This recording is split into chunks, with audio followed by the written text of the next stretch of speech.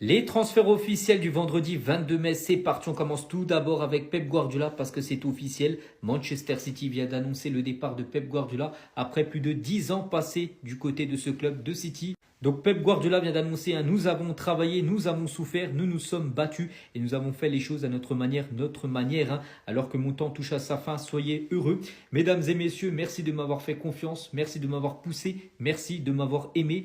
Et le palmarès de Pep Guardiola est totalement exceptionnel du côté de City en 10 ans passés là-bas. Il a remporté quand même 20 trophées, donc c'est simple, ça fait 2 trophées par saison et surtout pour un club anglais où il y a beaucoup de concurrence, c'est énorme. Il a remporté quand même 6 fois la Première Ligue en 10 ans. Il a remporté également 5 fois la Carabao Cup ou une fois la Ligue des Champions. Et du coup, son successeur, c'est bien lui, Enzo Maresca, devrait être annoncé là dans les prochaines heures, nouveau coach de l'équipe de Manchester City. Toujours en Angleterre, on va parler cette fois-ci de Manchester United et on va parler de Michael Carrick parce que c'est officiel. Michael Carrick signe un nouveau contrat avec Manchester United jusqu'en 2028 avec une année en option. Il reste l'entraîneur des Red Devils pour la saison prochaine. Et pour finir avec les entraîneurs, on va parler du coach portugais Jorge Jesus, entraîneur d'Al Nassr où joue un certain Cristiano Ronaldo. Hier soir, ils ont gagné le championnat saoudien et il confirme en gros son départ. Il a dit c'était mon dernier match à la tête du club. Donc lui, son souhait maintenant, c'est de devenir le sélectionneur du Portugal après la Coupe du Monde. Manchester City va frapper un gros coup sur le mercato en s'offrant Elliot Anderson, donc milieu de terrain anglais de Nottingham Forest, pisté par beaucoup de clubs, dont Manchester United également intéressé. Mais le joueur, les gars, aurait trouvé un accord avec City. Donc voilà, ça devrait se faire très prochainement. Les Citizens ont un accord de principe avec le joueur pour un contrat jusqu'en 2031. On parle d'une somme qui pourrait dépasser les 90 millions d'euros. Toujours du côté de Manchester City, on va parler cette fois-ci de ce joueur, lui qui est à vendre, c'est Savinho, qui a très peu joué quand même cette saison. Donc Manchester City est prêt à vendre Savinho. Les Citizens réclament entre 50 et 60 millions d'euros pour lâcher l'ailier brésilien. Concernant l'autre Manchester, donc Manchester United, on va parler de Ederson, donc joueur de l'Atalanta Bergame, et de nouveaux contacts vont avoir lieu entre Ederson et Manchester United. Le milieu de l'Atalanta Bergame est ouvert à rejoindre les Red Devils pour la saison prochaine. Le club italien réclame environ 45 millions d'euros pour lâcher son joueur.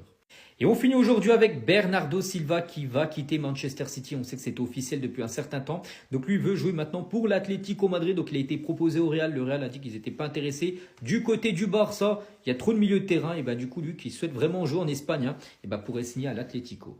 Les gars, c'est désormais officiel. Pep Guardiola va partir de Manchester City.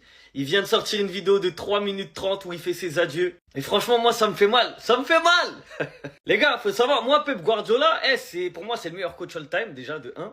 C'est un coach qui a réussi à me faire déplacer à Manchester. Je suis allé au moins 7-8 fois à Manchester City voir des matchs parce que je savais que j'allais voir du beau football. Je savais qu'en allant à l'Etihad Stadium, j'allais voir des buts, du football, du spectacle. Ce qui fait que chaque année, j'y allais. Et c'est parce qu'il était là. Et justement, dans sa vidéo, il laisse un message, je vais vous le lire, et ça résume ce que je viens de dire. Nous avons travaillé, nous avons souffert, nous nous sommes battus, et nous avons fait les choses à notre manière. Alors que mon temps touche à sa fin, soyez heureux. Mesdames et messieurs, merci de m'avoir fait confiance, merci de m'avoir poussé, merci de m'avoir aimé. Merci Pep, merci à toi d'avoir procuré autant d'émotions sur un terrain de football, à autant de monde, et surtout sur une longue période.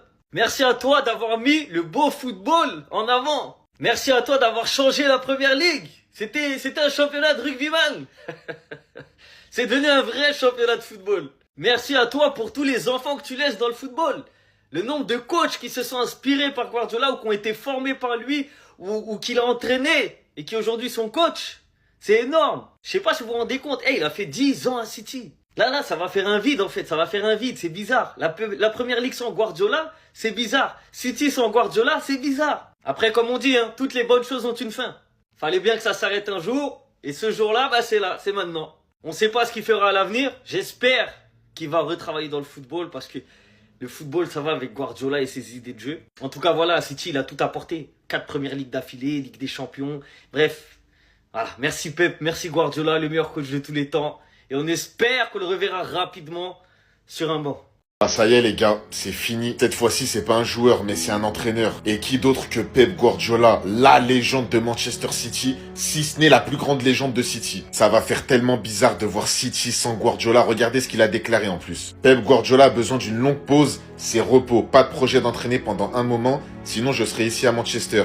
J'ai besoin de prendre du recul, je n'entraînerai pas pendant un bon moment. 10 ans, c'est beaucoup de temps et je pense que City a besoin d'un nouveau manager, d'une nouvelle énergie avec ces joueurs incroyables que nous avons en ce moment et commencer à écrire un autre chapitre. Carrément, la nouvelle tribune nord de l'Etihad Stadium qui verra le jour prochainement sera nommée la tribune Pep Guardiola. Luis Enrique qui s'est exprimé, il a dit « Je n'arrive pas à croire que Pep Guardiola s'en va, je n'arrive pas et je ne veux pas. C'est le meilleur de tous les temps. » Le palmarès monstrueux de Guardiola à City, les gars, 6 premières ligues, une Ligue des Champions et d'autres trophées. On le connaît tous, hein, bien plus qu'un entraîneur qui a su mettre des joueurs à leur meilleur niveau, qui a su faire progresser tous les joueurs qu'il a coachés, ses tactiques, ses choix et surtout sa philosophie de jeu. Il y a combien d'entraîneurs qui l'ont recopié, les gars? Le mec, il a concurrencé tous les plus grands entraîneurs de l'histoire du foot. Ça va faire vraiment mal de pas voir Guardiola dans les prochaines années coacher, les gars. Ce qui est sûr pour moi, c'est qu'on le reverra sur un banc d'ici 5 ans ou 10 ans, je sais pas. Peut-être qu'il prendra l'Espagne, peut-être qu'il prendra le Barça, peut-être qu'il prendra l'Angleterre, je sais pas, on verra. Mais en tout cas, Pep Guardiola, légende.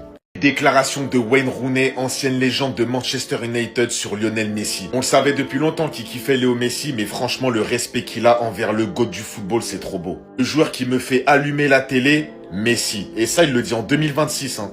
Pour moi, Messi est comme Maradona et c'est le seul joueur que j'aime. Le seul joueur que j'aime. J'ai joué contre lui quelques fois, on s'en rappelle tous des matchs Manchester United-Barça.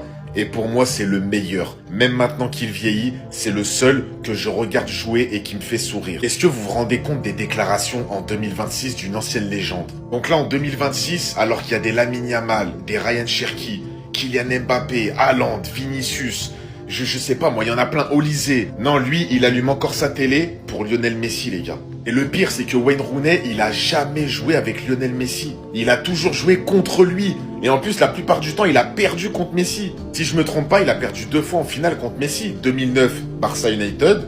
2011, Barça United. Je me rappelle plus s'il était là, mais je crois qu'il était là. Non, le respect que a cette légende pour Lionel Messi, c'est vraiment très beau.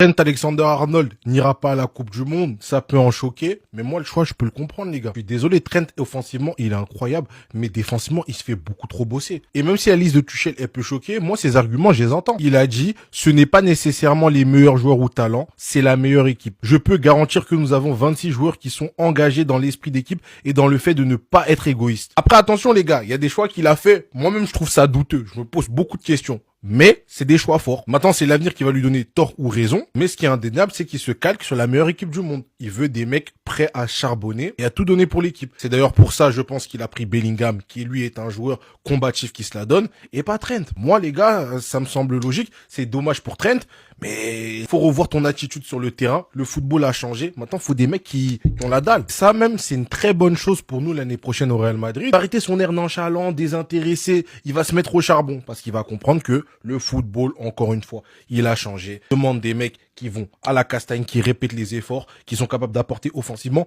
et défensivement. Parce qu'il faut pas oublier que t'es latéral. Ta première fonction, c'est de savoir défendre. Neymar n'est pas blessé, je vous l'ai déjà dit dans une vidéo les gars. Et juste avec sa présence, moi je change ma liste de choix. J'étais un peu sceptique sur le Brésil, mais là juste avec la présence de Neymar, je change tout les gars. Vous êtes pas au courant les gars?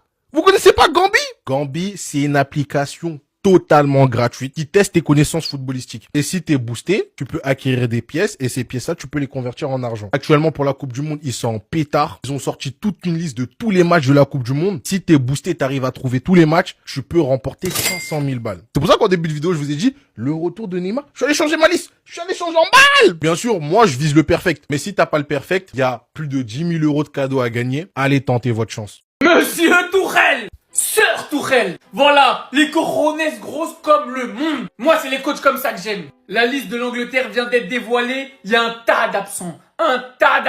On commence au goal, Dean Anderson, Jordan Pickford, James Trafford. En défense, Dan Burn, Mark Guehi, Reece James, Konsa, Livramento, O'Reilly, Kwanzaa, Spence, Stones. On s'arrête ici, c'est la seule absence que je ne comprends pas. Capitaine, patron, on l'a beaucoup vanné, mais en réalité, il est tellement bien revenu. C'est la seule absence que je ne comprends pas. Il a fait un petit message.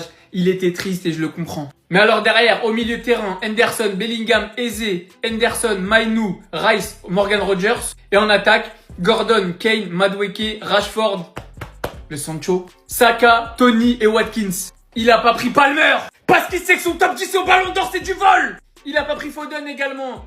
il a pas pris Trent. Et de manière plus globale, voici tous les noms qu'il aurait pu prendre qu'il a pas sélectionné. Et je suis désolé de vous le dire, ça mérite pas. Trent, sa saison, elle est gaze. Ben White, gaze. Luke Shaw, pas ouf. Colwill, il mérite pas. Walker, il mérite pas. Brantwaite, bon, je vais pas vous mentir, je sais pas. Lewis Tomori, pourquoi ça mériterait d'être appelé? Foden, Palmer, pourquoi ça mériterait d'être appelé? Curtis Jones, pareil. Wharton, on peut discuter parce qu'il fait une belle saison, mais plus globalement au milieu de terrain et en attaque, je vous avoue que la concurrence elle est plus rude. Grealish, c'est normal. Bowen, c'est normal. Solanke, Wilson, Sterling, Abraham, c'est normal. Voilà à quoi ressemble la liste d'un coach qui ne sélectionne pas des joueurs pour leur nom, pour leur statut, mais qui sélectionne bel et bien les meilleurs. Et il s'est exprimé là-dessus. Ce n'est pas nécessairement les meilleurs joueurs ou talents, c'est la meilleure équipe. Je peux garantir que nous avons 26 joueurs qui sont engagés dans l'esprit d'équipe et dans le fait de ne pas être égoïste. Pas de star ici. Ça me fait kiffer ça. Ça, à la base, je suis pas fan de Tuchel. J'aime beaucoup ce qu'il fait avec l'Angleterre. Laporta qui est redevenu arrogant, j'espère que c'est pas du bluff. J'espère que c'est pas du bluff. Théba, j'espère qu'il t'a pas menti sur le 1 pour 1 et qu'au final on pourra signer personne. Parce que là tu commences à beaucoup te mouiller, beaucoup trop. Laporta qui fait le malin et qui déclare on n'écarte personne, le Barça peut signer qui il veut, que les joueurs qui veulent venir nous aident. On pose nos conditions. En gros l'appel de phare il est clair. Joao Pedro, Alvarez, si vous voulez venir, mouillez-vous et faites-le savoir. Quand de l'autre côté, Llorente déclare qu'il ne sait pas ce que Alvarez veut, s'il veut rester ou partir, mais qu'il pourrait partir, que personne ne sait sa décision. Tout ce qui s'est dit sur Alvarez, tant que c'est pas Fabrizio, les gars, moi je me mouille pas. Est-ce qu'il y aura bientôt une rencontre entre l'agent d'Alvarez et Deco? Moi je ne me mouille pas tant que Fabrizio Romano parle pas. Fabrizio, lui, ce qu'il a expliqué, c'est que la priorité du Barça, c'est Alvarez qui a des contacts avec Joao Pedro, mais que l'Atlético ne veut pas vendre et le prolonger, et que Pedro est le cœur du projet de Chelsea et qu'ils veulent pas le vendre non plus. Mais entre les déclarations de Llorente qui dit qu'il sait pas ce que Alvarez veut, et Xabi Alonso, le nouveau coach de Chelsea, Joao Pedro et le Barça, c'est le football, on fera une bonne équipe. Ça veut dire quoi ça? Ça veut dire qu'il pourrait partir? Laporta a été clair, laissez Deco cook. L'année dernière on voulait un gardien, on a eu un gardien. Cette année on veut un attaquant, on aura un attaquant. Laissez Deco cook, c'est ce que Laporta raconte.